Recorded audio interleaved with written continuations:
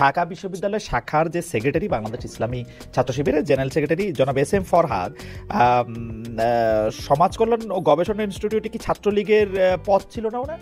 আপনারা বলেন যে মুক্তিযুদ্ধকে আওয়ামী লীগ কলুষিত করছে, কিন্তু মুক্তিযুদ্ধকে আপনারা আওয়ামী লীগের সম্পত্তি বানায় ট্রফি হিসেবে তার হাতে আপনারাই বেশি তুলে দেন। মানে আপনি দেখেন গত বছরের 16 ডিসেম্বর হচ্ছে, এবারে 16 ডিসেম্বর আলাদা হবে, কারণ আওয়ামী লীগ 16 ডিসেম্বর বেশি করে করতো। মুক্তিযুদ্ধের শব্দটা এখন একটা গালাগালিতে পরিণত হবে, কারণ আওয়ামী লীগ মুক্তিযুদ্ধের বেশি ইয়াতে দিছে। জয় বাংলা বলা যায় না 75 থেকে 96 পর্যন্ত 21 বছর, কারণ আওয়ামী লীগের স্লোগান এটা। মানে ওয়াই ইজ দ্যাট? আমি এটা নিয়ে আসলে ইয়ার কাছেও জানতে চাবো, জনাব মঞ্জুরুল ইসলাম আপনার কাছেও জানতে চাবো। আমি আপনার কাছ থেকে স্পেসিফিক যে প্রশ্নটা করি, যে সেটা হলো যে আসলে ঢাকা ইউনিভার্সিটিতে ওই 7 নভেম্বরের সভাটা নিয়ে আমরা যেটা বলতেছিলাম, এইটার পিছনে কি আসলে ইসলামী ছাত্র শিবির? আপনারা বিএনপিকে ঢুকতে দিতে চান না বা বিএনপি ছাত্রদলকে ঢুকতে দিতে চান না, এবং যেই কারণে আপনারা এটা সাধারণ শিক্ষার্থীদের ব্যানারে একটা মানে এরকম একটা কিছু করতেছেন, হিসাবটা কি এইটা?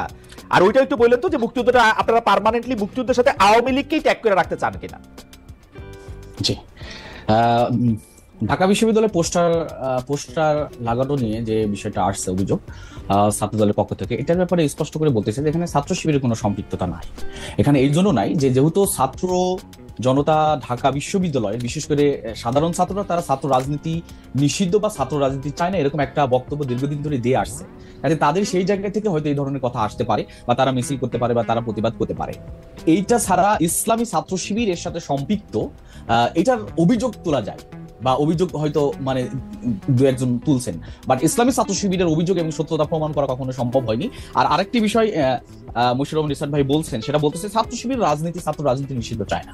ছাত্র শিবির ছাত্র রাজনীতির পক্ষে বক্তব্য দিয়ে আসছে, এবং ছাত্র শিবির ছাত্র রাজনীতির সংস্কার চায়। সংস্কারটা কি, সংস্কার নিয়ে আলাদা আলোচনা হতে পারে। কাজে এখানে আমি যদি বলি যে ঢাকা ইউনিভার্সিটিতে পোস্টার লাগানো এবং সেই পোস্টারের বিরুদ্ধে মিছিল করা ইত্যাদি, এই ঘটনার সাথে ছাত্র শিবির কোনো সম্পৃক্ততা নাই। আর মুক্তিযুদ্ধের ব্যাপারে যদি বলি, মুক্তিযুদ্ধের ক্ষেত্রে মুক্তিযুদ্ধ নিঃসন্দেহে আমাদের একটা পরম পাওয়া, যে যার মাধ্যমে আমরা একটা নতুন জাতি হিসেবে আমাদের নিজেদেরকে পরিচয় দিতে পারি। এখানে মুক্তিযুদ্ধ আওয়ামী লীগ করতো, বেশি উদযাপন করতো, এখন আমরা করব না। আমরা মনে হয় যে এই জায়গা আমরা বিশ্বাসী না। তবে আওয়ামী লীগ যে নিজস্ব সম্পদে পরিণত করেছিল, আওয়ামী লীগ এটাকে নিজস্ব মনে করে এটাকে উদযাপন করতো, ওই জায়গা থেকে হয়তো এখন জাতি বের হয়ে আসবে। মঞ্জুর সাহেব ভাই, আপনি কি এই জিনিসটা খেয়াল করছেন, আওয়ামী লীগ যেটা নিজস্ব সম্পত্তিতে পরিণত করতো? আমার প্রশ্নটা হচ্ছে এইটা আমরা আওয়ামী লীগরে মানে এইটা হাতে তুলে ওরা নিজস্ব সম্পত্তি করে দিছি কিনা? আমরা মুক্তিযুদ্ধ থেকে আওয়ামী লীগের থেকে দূরে থাকতে চাই বলে মুক্তিযুদ্ধ থেকে দূরে থাকবো, ওইটা করে দুইটারে এক করে ফেলছে কিনা? আওয়ামী লীগ শুনলেই মুক্তিযুদ্ধ মনে হয় কিনা, মুক্তিযুদ্ধ শুনলে আওয়ামী লীগ মনে হয় কিনা?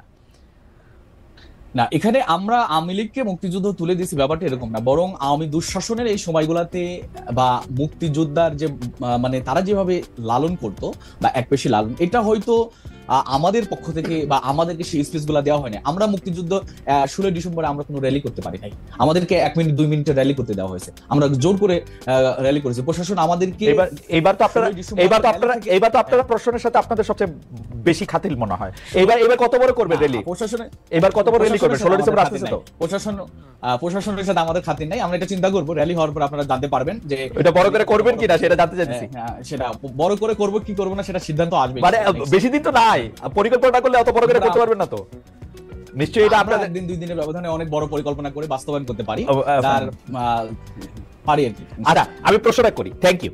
আমি প্রশ্নটা করি যে আওয়ামী লীগ সরকার পতনের পর আমরা খেয়াল করেছি যে ছাত্রলীগে থাকা ছাত্র শিবির নেতার আত্মপ্রকাশ করতেছে নানাভাবে, এমনকি জুলাই আন্দোলনের সমন্বয়কও আমরা দেখতে পাচ্ছি যে ছাত্র শিবির নেতা। এই ধরনের কৌশলের কারণে গত 15 বছর শিক্ষা জীবন, ছাত্র রাজনৈতিক কেরিয়ার সবই আপনারা ঠিক রাখতে পেরেছেন, কিন্তু ছাত্রদলের অনেকে শিক্ষা জীবন কেরিয়ার ধ্বংস হয়ে গেছে বিগত সরকার আওয়ামী লীগ ছাত্রলীগের নিপীড়নের কারণে।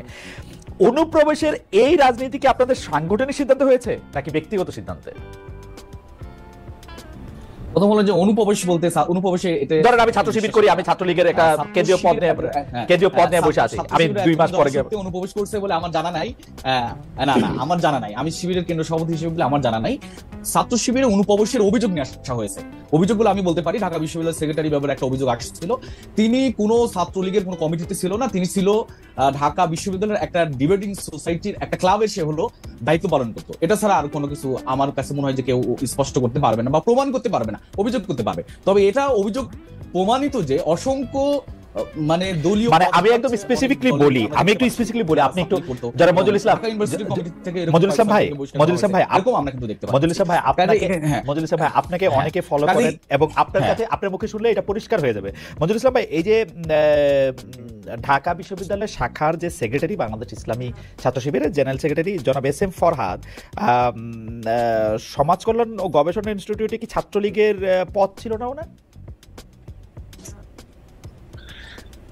না, ছাত্রলীগের মানে এস এম ফরাদ বলে মানে এস এম ফরাদ বলে আরেকজনকে মানে ছাত্র শিবির এস এম ফরাদ বলে চালিয়ে দেওয়া যে একটা মানে কালচার, এটা আমরা দেখে আসছি যে ট্যাগ দিয়ে দেয়া যে এই নিয়ে হলো ইসলামী। মানে উনি ছাত্রলীগ করেন নাই কোনোদিন? আমরা স্পষ্ট করেছি না, উনি ছাত্রলীগ করেন নাই। আমরা আমাদের পক্ষ থেকে, ঢাকা ইউনিভার্সিটির পক্ষ থেকে আমরা স্টেটমেন্ট দিয়ে পরিষ্কার করছি বিষয়টাকে। না, উনি ছাত্রলীগ করেন নাই, উনি ডিবেট ক্লাবের সাথে উনি সম্পৃক্ত ছিল। আর যে এস এম ফরাদের কথা বলা হচ্ছে এটা হলো অন্য এস এম ফরাদ, সেটাও ক্লিয়ার করা হয়েছে, সেটাও সোশ্যাল মিডিয়াতে আসছে। কাজে যেটা ক্লিয়ার। এখানে আরেকটা বিষয় আমার একটু বাকি ছিল, আপনি বলেছিলেন যে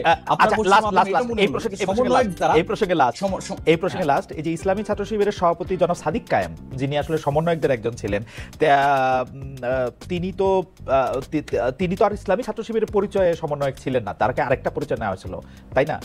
ব্যাপারটা কি এরকম? মানে বুঝি নাই, মানে সমন্বয়ক হিসেবে, সমন্বয়কের ক্ষেত্রে আমরা স্পষ্ট করতে পারি যে আমাদের অনেক জনশক্তি আন্দোলনে ছিল, সরাসরি আন্দোলনে ছিল, এবং এই আন্দোলনে আমি মনে করি যে এই আন্দোলনের অন্যতম স্টেক হোল্ডার হিসেবে ইসলামী ছাত্র শিবির ভূমিকা পালন করেছে। সে হিসেবে অনেকেই দায়িত্ব পালন করেছেন। এক্ষেত্রে ঢাকা বিশ্ববিদ্যালয়ের সভাপতি সমন্বয়কের দায়িত্ব ছিল, সমন্বয়ক হিসেবে দায়িত্ব পালন করেছেন। এখন উনি সমন্বয়কের দায়িত্ব নাই, কাজে এরকম ঘটনা বা 2-4 জন এরকম সমন্বয়ক ইসলামী ছাত্র শিবিরে থাকতে পারে, এবং এটা মানে অনেক ক্যাম্পাসে এটা পরিষ্কার হয়ে গেছে কারা ছিল। এরকম কিছু কিছু ক্যাম্পাসে আমাদের যারা ছিল তারা স্পষ্ট করেছেন যে আমি সমন্বয়ক ছিলাম। কাজেই সমন্বয়ক হওয়াটা যদি এই আন্দোলনে সমন্বয়ক হওয়াটাই আন্দোলনের জন্য আমি মনে করি যে মানে অপরাধের কোনো কিছু না। সমন্বয় হয়েছে মঞ্জুরুল ইসলাম ভাই, অ্যাবসলিউটলি এটা অপরাধের সাথে সম্পৃক্ত না। আমি বলতে চাইছিলাম যে তিনি তার পরিচয় গোপন করে অন্য একটা রাজনীতি করছেন কিনা, ছাত্র শিবিরের পরিচয় গোপন করে ছাত্র লীগ করতেন কিনা। বাংলাদেশে আমরা শুনছি ডিবেটের সোসাইটি দূরে থাক, ওই হলগুলির দারোয়ান হইতে হইলেও ছাত্রলীগ করতে হয়েছে এদের। ডিবেটের সোসাইটি তো ছাত্রলীগ না করে করতে পারবে না, মানে আমরা যত 15 বছরে আমরা যত জানি আর কি, সেইটা উনারা দলের সিদ্ধান্তে করছে না ব্যক্তিগত সিদ্ধান্তে করছে, সেটা ছিল হচ্ছে প্রশ্ন। না, এখানে আপনি যেটা প্রশ্ন করেছেন কোনোটাই ঠিক না আর কি। দলেরও সিদ্ধান্ত ছিল না, তার ব্যক্তিগত সিদ্ধান্ত ছিল না, তাই ছাত্রলীগের সাথে সম্পৃক্তও ছিল না। ছাত্রলীগের সাথে সম্পৃক্ত থাকার নৈতিকভাবে ছাত্র শিবিরের কোনো জনশক্তির অধিকার নেই, কারণ এটা সাংবিধানিকভাবে স্বীকৃত। অন্য কোনো দল বা সংগঠনের সাথে সম্পৃক্ত থাকতে পারবে না। এক্ষেত্রে প্রশ্নই আসে না একজন বিশ্ববিদ্যালয়ের শাখার সেক্রেটারি কিভাবে অন্য একটা দলের চেয়ে কমিটিতে থাকেন বা অন্য দলের সাথে সম্পৃক্ত থাকেন। ঠিক আছে, আপনি যে প্রসঙ্গটা শেষ করতে চাইছিলেন সেটা একটু শেষ করেন। আমি একটু দর্শকদের কাছে জানতে চাইছিলাম যে অন্তর্বর্তী সরকার শিক্ষা প্রতিষ্ঠানের স্বাভাবিক পরিবেশ ফেরাতে পেরেছে বলে মনে করেন কিনা? দর্শকরা সমান 2 ভাগে ভাগ হয়েছেন। শতকরা 50 ভাগ মনে করছেন যে হ্যাঁ ফেরাতে পেরেছেন, শতকরা 50 ভাগ মনে করছেন যে ফেরাতে পারেননি। 69,000 দর্শক আমাদেরকে ভোট বা সিদ্ধান্ত পাঠিয়েছেন। আপনি যেটা বলতে চাইছিলেন যে প্রসঙ্গে, আমি সেটা যদি একটু বলেন। জনাব রিচার্ডের বলা কোনো প্রসঙ্গে আপনি রেসপন্ড করতে চেয়েছিলেন জনাব মঞ্জুরুল ইসলাম। আচ্ছা, আমি যেটা বলতে চেয়েছিলাম সেটা হলো যে ছাত্র শিবিরের মানে এই ক্যাম্পাসের ছাত্র রাজনীতি প্রশ্নটা আবার মনে করলে ভালো বেটার হবে আর কি। প্রশ্নটা আমি একটু কনফিউজড হয়ে গেছি। জনাব রিচার্ড যেটি আসলে বলতে চেয়েছেন সেটি আপনি রিচার্ড অনেকগুলি কথা বলেছেন, আপনি নিজে থেকে বলছিলেন যে একটা বিষয় আপনি রেসপন্ড করতে চান, মানে আমি বিষয়টা জানি না মানে কোন প্রসঙ্গে। জনাব রিচার্ড আসলে ক্যাম্পাসের রাজনীতি, লেজুর বৃত্তি, ছাত্র শিবিরের সাথে সম্পর্ক, সংগঠনের নানা বিষয়ে কথা বলেছেন। তাহলে আমরা আবার একটু রিচার্ড সাহেবের কাছে যাবো, আপনার যদি কোনো কিছু মনে হয়। যে আমি বুঝতে পারছি, আমি বুঝতে পারছি উনি অনেক কথাই বলছেন 71-এর বিষয়ে আমরা কথা বলেছি। 5 আগস্টের পরের উনি বলছেন 5 আগস্টের পর ছাত্র শিবিরের কার্যক্রম অস্পষ্ট বা এই জাতীয় কথা বলেছেন। আমরা এখানে স্পষ্ট করে বলতে পারি যে 5 আগস্টের পরে ছাত্র শিবিরের কার্যক্রম বা আগের কার্যক্রম সবসময় ছাত্র শিবিরের কার্যক্রম ওপেন ছিল, এবং 5 আগস্টের পরে ছাত্র শিবির সেই স্পেসটা পাচ্ছে যে স্পেসটা 5 আগস্টের আগে পাইনি।